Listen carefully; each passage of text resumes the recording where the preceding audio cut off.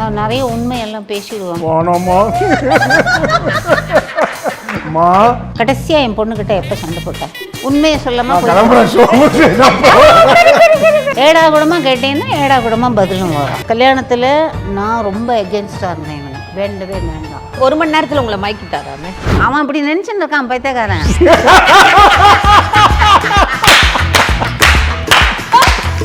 நான் என் பொண்ணை எப்படி வளர்த்துருக்கேன்? சூப்பரா வளர்த்துருக்கீங்க. ஆமா, நீங்க வந்து மருமகன்கிட்ட என்ன கொஸ்டின் கேட்கணுமா கேட்கலாம். ஃபர்ஸ்ட் டைம் நீ என்னை பார்க்குறச்ச உனக்கு என் மேலே ஏதாவது பயம் இருந்தது? என்னை பற்றி என்ன நினைச்சு? இல்லை, உங்களை பார்க்கறதுக்கு முன்னாடி உங்களை பற்றி பயமுறுத்தி தான் அனுப்பிச்சாங்க. ஆமாம், ஃப்ரெண்ட்ஸ் எல்லாம் ஐயோ அவங்க அம்மா வந்து பயங்கர ஸ்ட்ரிக்ட்டு, ரொம்ப ஸ்ட்ரெயிட் ஃபார்வர்டு, ஜாக்கிரதையாக பேசுன்னு. ஸோ அந்த பயத்தோடு தான் வந்தேன். ஆனால் பார்த்து உங்ககிட்ட ஃபர்ஸ்ட் டைம் நேரில் பார்த்து ஃபோனில் தான் பேசினேன். அதுக்கப்புறம் நேரில் பார்க்கும்போது நீங்கள் பேச நான் கூல் ஆகிட்டேன். ஓகே இவங்க நம்மள மாதிரி தான் போல இருக்குது, ஒன்றும் பிரச்சனை இல்லை, ஈஸியாக நமக்கு ஜெல் ஆகிடுவாங்க. அதனால என்ன சொல்கிறேன்னா, ஆளை பார்த்து யாரையுமே எடை போடக்கூடாது. நான் என் பொண்ணை எப்படி வளர்த்துருக்கேன்? சூப்பரா வளர்த்துருக்கீங்க. எக்ஸாம்பிள் சூப்பரா வளர்த்துருக்கீங்க. இல்ல சூப்பர்னா அது எனக்கு கஷ்டமா இருக்குது. ரொம்ப நான் வந்து எப்படி வேணாலும் இருக்கலாம் அப்படின்னு நினைக்கிற கேரக்டர், இப்படிதான் இருக்கணும்னு நினைக்கிற கேரக்டர் இவ. ஸோ வந்து அந்த விதத்தில் நீங்கள் நான் அடிக்கடி சொல்லுவேன், உங்கள் அம்மா மாதிரியே பண்ணுற நீ, உங்கள் அம்மா மாதிரியே பேசுகிற நீ அப்படின்னு. ஸோ ரொம்ப இப்படி தான் இருக்கணும், இப்படி தான், இதுதான் ரைட்டுனா இதுதான் பண்ணணும். நான் கொஞ்சம் இப்படி போயிட்டுலாம் இப்படி வருவேன். அவள் இந்த மாதிரி போகிறதுலாம் கிடையாது, இப்படி தான். Very straight forward. ஆமாம். உனக்கு எங்கிட்ட ஏதாவது கேள்வி கேட்கணும்னு நீ நினச்சின்னா இப்போ நீ கேட்கலாம். ஏடா கூடமாக கேட்டீங்கன்னா ஏடா கூடமாக பதிலும் வரும்.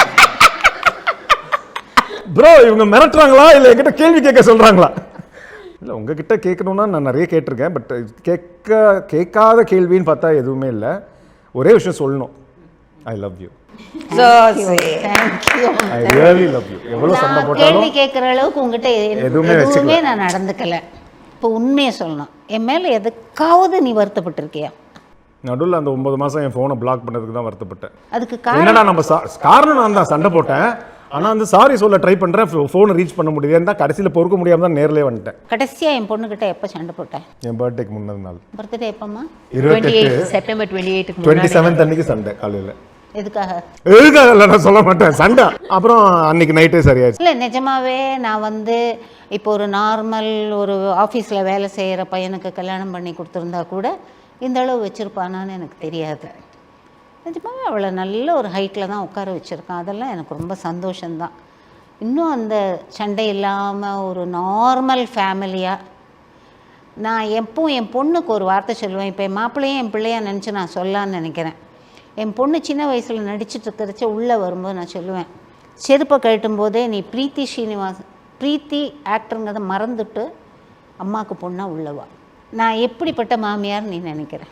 ஸ்ட்ரிக்டாக இருந்தாலும் ஸ்ட்ரெயிட் ஃபார்வர்டாக இருந்தாலும் என்னை விட்டு கொடுக்காம என்னை ரொம்ப லவ் பண்ணுற ஒரு யூனிட்டியாக ஒரு ஃபேமிலியாக இருக்கணும்னு நினைக்கிற ஒரு மாமியார். நீ பிச்சுக்கோ, நீ அங்கே இரு, நீ நல்லா இருக்கியா, நான் இங்கே நல்லா இருக்கேன், என்னை டிஸ்டர்ப் பண்ணாதேன்னு நினைக்காம எல்லாரும் ஒன்றா இருப்போம், ஃபேமிலியாக இருப்போம், சந்தோஷமாக இருப்போம் அப்படின்னு நினைக்கிற ஒரு மாமியார். அது முக்கியமாக ஒரே லைனில் சொல்லணுன்னா என்னை மருமகனாக பார்க்காம பையனாக பார்க்குற ஒரு மாமியார். பிரீத்தி, நீ அம்மாட்ட கேட்குற கொஸ்டின். நான் இன்ஃபேக்ட் இப்போ நாங்கள்லாம் உங்ககிட்ட நான் சொன்ன மாதிரி ஒரு சின்ன விஷயங்கள் அம்மா பண்ணதை பார்த்து தான் நான் பண்ணுறேன். இப்போ நீ அந்த மாதிரி மோல்ட் ஆனதுக்கு காரணம் வாழ்க்கையில் பட்ட அவமானங்கள். சரியா?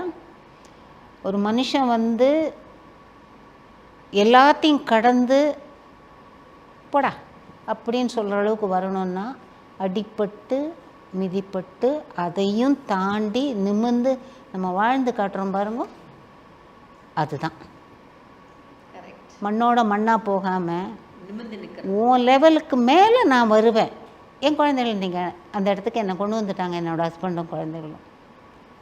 இப்போது பதில் இல்லை யாருக்கிட்டே. இதுதான் கடவுள் கொடுத்த கிஃப்ட்.